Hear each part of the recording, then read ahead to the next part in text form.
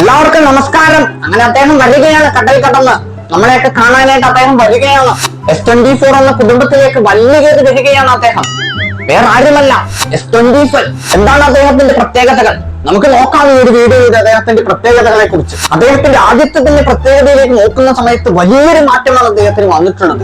Snapdragon elite എന്ന ചിപ്സെറ്റുമായിട്ടാണ് അദ്ദേഹം വരുന്നത്. ഇതുവരെ കണ്ട പോലെ ഒരു ചിപ്സെറ്റേ അല്ല ഇപ്പൊ വരാനായിട്ട് പോകുന്നത്. iPhone 16 വരെ തൂക്കിയെടുത്തിട്ട് അടിക്കുമെന്നാണ് ആ ഒരു ചിപ്സെറ്റ് പറയുന്നത്. S25 അൾട്ര വരുന്നതിലൂടെ മറ്റെല്ലാ ഫോണിനെയും തകിടമറിച്ചുകൊണ്ട് വലിയ സംഭവങ്ങളൊക്കെ നടക്കുമെന്നാണ് ഞാൻ വിചാരിക്കുന്നത്. ഈ കഴിഞ്ഞ കുറേയധികം ചിപ്സെറ്റുകളെ വെച്ച് കമ്പയർ ചെയ്യുന്ന സമയത്ത് എൻറ്റയർലി ഡിഫറെന്റ് ആയിട്ടുള്ള ഒരു ചിപ്സെറ്റ് ആണ്. കാരണം അഡ്വാൻസ്ഡ് ആയിട്ടുള്ള ഒരുപാട് കാര്യങ്ങൾ നമുക്ക് ഈ ഒരു ചിപ്സെറ്റിലൂടെ ചെയ്യാനായിട്ട് സാധിക്കും. അങ്ങനെ ഒരുപാടധികം ഫീച്ചേഴ്സ് ഉള്ള ഒരു കിഡിലൻ ചിപ്സെറ്റുമായിട്ടാണ് സാംസങ് S25 അൾട്ര വരാനായിട്ട് പോകുന്നത്. അദ്ദേഹത്തിന്റെ മറ്റൊരു മാറ്റത്തിലേക്ക് വരികയാണെന്നുണ്ടെങ്കിൽ ക്യാമറയിൽ തന്നെയാണ്. 200 മെഗാ പിക്സൽ പ്രൈമറി ക്യാമറയും ultra wide camera 50 mega pixel ആയിട്ട് ഇവർ ഉയർത്തിയിട്ടുണ്ട്. അതൊരു വലിയ കാര്യമായിട്ടാണ് എനിക്ക് തോന്നുന്നത്. കാരണം കഴിഞ്ഞ ഫോണിൽ 12 മെഗാ പിക്സൽ ആയിരുന്നു അൾട്രാ വൈഡ് കൊടുത്തിട്ടുണ്ട്.